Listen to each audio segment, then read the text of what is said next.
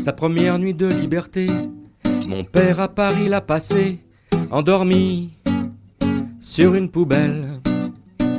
À Belleville dans la rue Louis Bonnet, peut-être bien qu'il pensait encore à son Statel. Ses seuls parents, sa seule famille, un cartable au cuir meurtri, des photos couleur sépia, quelques pièces d'or remises en confiance par un vague ami d'enfance, resté dans un camp quelque part. Tate, oi tatele, il me manque ton accent. Tate, oi tatele, que ton sommeil soit moins pesant. Armé d'une petite aiguille, de quelques mètres de fil, tailleur de son métier, il reprit son travail, et la vie vaille que vaille, à force de volonté. Présentés à Madeleine, ils ont parlé de leur peine, de leur joie dans un atelier. Leur seul langage, un bel espoir, entre un bonjour, un au revoir, ils ont fondé leur foyer. Tate, hoi tatele, il me manque ton accent. Les chroniques du Shtetl sur Seine, Tate, pour Yiddish pour tous, hoi tatele, par Jean-Claude que Lonca. ton sommeil soit moins pesant. Bonjour à toutes et à tous, y compris celles et ceux qui n'ont pas été traités de bébés cadom à une période de leur vie. Une injure ou bien une flatterie de se faire traiter de bébé cadom? Les deux sont valables, mon général. La marque débute en 1907 et la réclame avec le visage du mouflet joufflu qui irradie les panneaux parisiens incite les mamans à ce que leur chiard soit un clone de ce poupée-lait.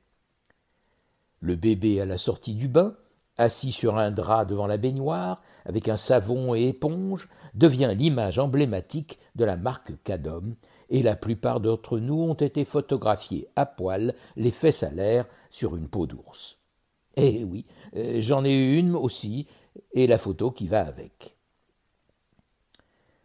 Pour terminer l'épisode du 10 rue de Lancry, j'ai trouvé un article de 1886 qui dit que Viellard, Mignon et compagnie est propriétaire du 10 rue de Lancry. À mon grand regret, je n'ai trouvé nulle part quoi que ce soit qui précise quand fut créé le théâtre yiddish, qui étaient les propriétaires et quand il a cessé définitivement ses activités. Pas de réponse. Mais une chose est sûre, le théâtre a alterné pièces en yiddish et pièces en français. C'est logique, car comment pouvoir faire vivre à Paris une salle en ne jouant que des pièces en yiddish? Preuve en est un tas d'articles trouvés sur le net parlant de nombreuses créations avant-gardistes. Concernant les salles, le salon, les bureaux, depuis la création de la salle, il y a eu de très nombreux congrès de toutes sortes, politiques, commerciales, syndicales, animations. Il est écrit en 1891 dans le journal de l'agriculture le comité d'organisation de ce congrès, qui a pour président M. Aigreau, président de la chambre syndicale des constructeurs de machines et d'instruments d'agriculture et d'horticulture, et pour secrétaire général M. Lefebvre Albaret, membre du bureau de cette chambre, à son siège, 10 rue de Lancry à Paris, qu'un congrès est organisé dans la salle. Cette salle a servi aussi autrefois à entreposer de la papeterie et une école y était installée pour y donner des cours sur le métier de la papeterie. 1er janvier 1907, moniteur de la papeterie française et de l'industrie du papier, organe officiel du syndicat des fabricants de papier et carton de France. Conférence de M. Fayot. Le vendredi 22 novembre a eu lieu dans la salle des fêtes de l'Union nationale, 10 rue de Lancry, la première des conférences professionnelles organisées par l'école de la Chambre syndicale du papier. La réouverture des cours gratuits de l'enseignement technique et professionnel, organisée par la commission administrative de l'école professionnelle de la Chambre syndicale du papier et des industries qui le transforment, en faveur des apprentis papetiers et cartonniers et des jeunes employés des deux sexes appartenant au commerce et à l'industrie du papier aura lieu le dimanche 22 septembre 1907 en l'hôtel des chambres syndicales, 10 rue de l'Ancry, où l'on peut se procurer le programme. Le directeur de l'école professionnelle, 10 rue de l'Ancry. Concernant le théâtre yiddish ou en yiddish, lorsqu'on va sur le site Gallica et que l'on prend le temps de fouiller, j'ai lu que des pièces en yiddish furent créées dans de nombreuses salles parisiennes. Parfois, il y a le nom du théâtre, parfois le nom de la pièce, mais rarement les auteurs ou les acteurs. Voici un extrait d'un article paru dans le magazine Vogue le 1er mars 1926 et signé Henri Bidou. Sur la scène, suite de la page 39. La tradition des tableaux ingénieux et des pièces de théâtre en 10 minutes, évocatrices comme des poèmes, créées à Paris par M. Balieff dans les spectacles de la Chauve-souris, et poursuivies par M. Efremov et Moratov dans les curieux spectacles qu'ils donnent à Femina et qu'ils ont appelés le miroir juif. J'ai assisté à une représentation. Le public était formé par cette colonie juive qui nous est si curieusement décrite dans Jacob. De la scène à la salle, on échangeait des plaisanteries en yiddish. C'est en yiddish que les acteurs jouaient. Et j'avais le sentiment d'être en voyage. Le spectacle est d'ailleurs intéressant et parfois beau. Il s'ouvre par un numéro significatif. On voit d'abord les grandes assises noirâtres du mur des Lamentations à Jérusalem, et les Juifs à longue barbe, portant le châle rituel, font entendre ces plaintes dont l'accent est tout magnifique. Mais aussitôt, le décor change. Nous sommes transportés dans une de ces colonies agricoles que les sionistes ont fondées en Palestine. J'ai vu se former, il y a 5 ans, des colonies de cette sorte auprès du lac de Tibériade. Ce n'était pas encore la terre promise. J'ai vu des étudiants galiciens, nus jusqu'à la ceinture, casser des cailloux sur les routes au soleil de septembre. Le tableau que nous présente le miroir juif est plus flatteur. Une belle image qui se rapporte au même sujet s'appelle Le Veilleur, une statue humaine en armes dans la nuit. Un chant grave auquel répond une mélopée lointaine. Un coup de fusil et encore le silence étoilé. D'autres scènes représentent la vie juive en Ukraine, en Pologne, en Russie. Madame Korn, excellente cantatrice, s'y fait applaudir dans la scène Eli, Eli, et M. Henkin dans des chants chassidiques de toute beauté. Voici arrivé, traîné par la silhouette efflanquée de son cheval, le marchand ambulant. Voici toute une petite comédie intitulée Mazel Tov. C'est un comique tableau de fiançailles. Et voici maintenant la cérémonie des noces.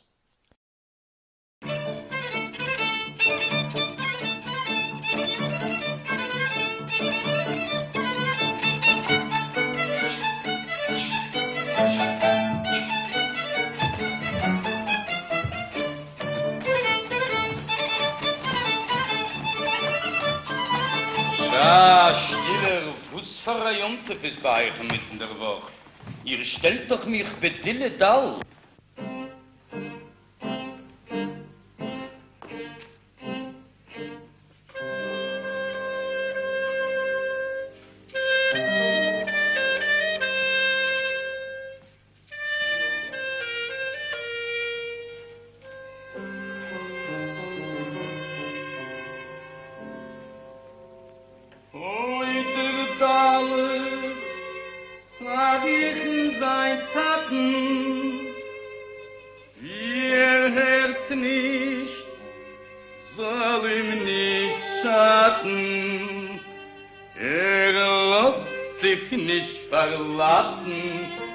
Kriecht hinter die Hände, ohne wie man haben sie mit dem Zitren.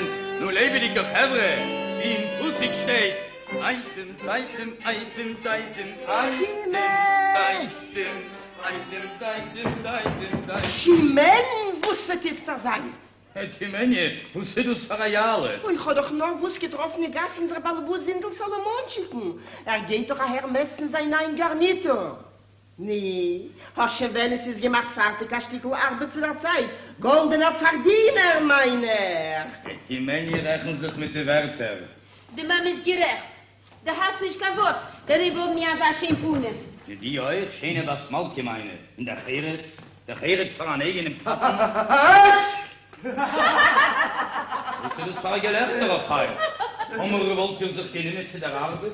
Ihr Herz darf bald kommen, dem Balbus Siedel, messen dem neuen Garnitur. Nun darf man doch halten Wort. Schimmel das Rocker ist nicht für eine Balmeluches, was Katori um sie, Schee und Eisen in der Volk, in der Nuch lässt sich euch Ampel. Im Motto fliege da ein auf die Hanabel. Ja, mal Und gearbeitet soll werden mit Feuer und Brennen.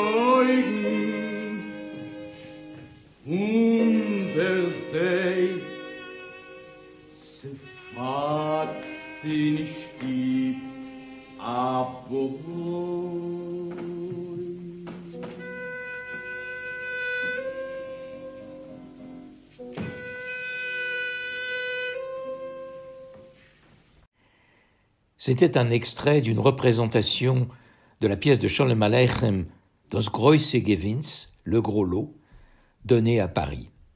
Malheureusement, on n'a pas de détails sur la date exacte de la représentation, ni sur les interprètes. Ces petits tableaux qui nous montrent tantôt le roi Salomon et tantôt le quartier juif de Varsovie, et à qui il suffit d'un panneau peint en perspective pour représenter un palais, une cuisine, un logis d'artisans, nous amusent. Mais ils ont une autre portée. Ils font partie de tout un programme de littérature israélite dont le sentiment et le but sont parfaitement légitimes. Je crois seulement savoir que cette sorte d'apologie, commencée il y a 20 ans en Allemagne par des romans comme Jetchen Gebert, ne rallie pas l'unanimité des Juifs. Beaucoup préfèrent se fondre avec la population du pays qui les a accueillis et trouvent un peu intempestive, autant que je sache, cette glorification d'Israël. Pour le dernier épisode, la semaine prochaine, il est recommandé de porter une bonne paire de chaussures de marche et si le fond de l'air est frais, il faudra bien se couvrir car je vous emmènerai dans le passé. À suivre, et la suite, lundi prochain.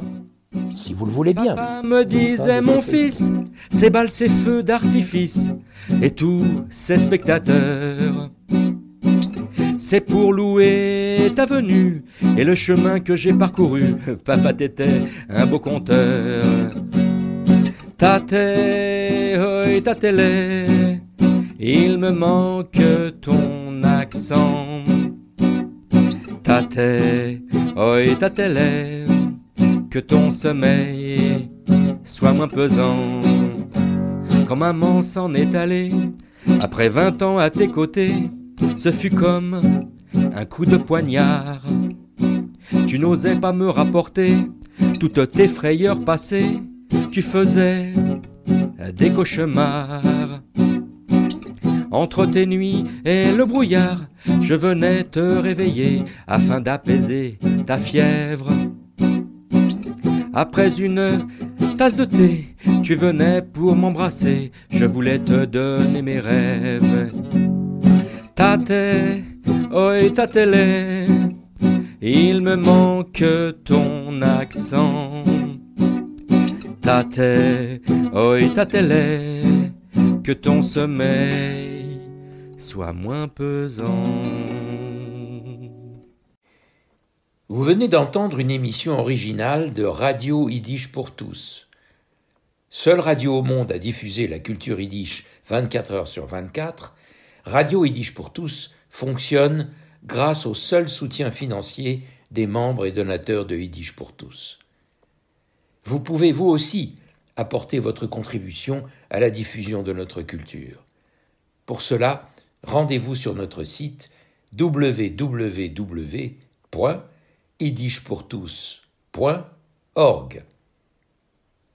www.yiddishpourtous en un seul mot, .org